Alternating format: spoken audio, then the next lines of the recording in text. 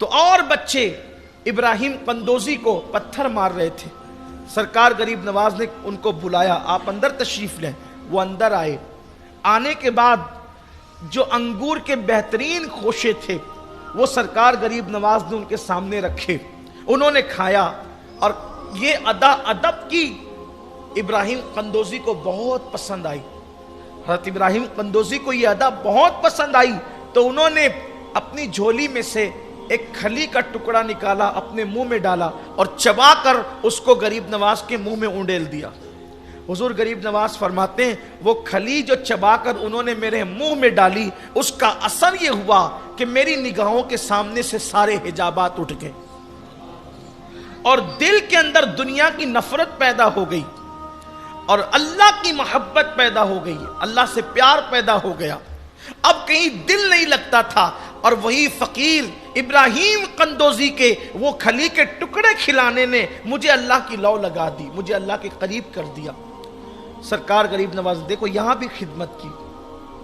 بچپنے میں آپ نے سنا انداز کیا تھا, اس کے بعد انسان کی حیثیت سے ابراہیم قندوزی کی خدمت, اس کے بعد پھر دیکھیں ہندوستان میں جب آپ تشریف لائے, ہندوستان جب آئے تو ہندوستان میں ماحول تھا اونچ نیچ کا ماحول.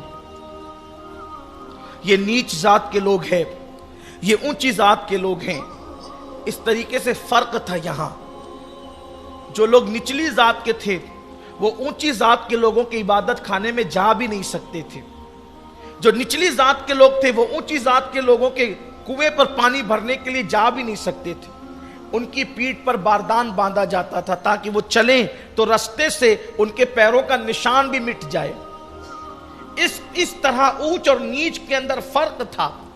اتنی جو ہے وہ بانٹ دیا گیا تھا, انسانوں کو خانوں کے اندر تقسیم کر دیا گیا تھا. حضور غریب نواز ہندوستان میں تشریف لائے اور آپ نے نعرہ دیا نہ کوئی اونچا ہے نہ کوئی نیچا ہے, تم سب آدم کی اولاد ہو اور تم کلمہ پڑھ کے مسلمان ہو جاؤ تو میں تمہیں سب کو ایک صف میں کھڑا کر دوں گا. برسوں سے انسانیت پہ ظلم ہو رہا تھا. سرکار غریب نواز نے سسکتی ہوئی اس انسانیت کو ہندوستان کی سرزمین پر نئی جان عطا فرمائی. تصور دیا سب اللہ کے بندے ہیں, کسی کو کسی پر فضیلت نہیں ہے سوائے تقوی کے.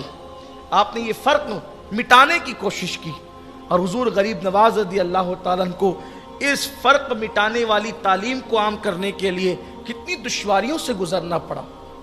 بہت دشواریوں سے گزرے آپ.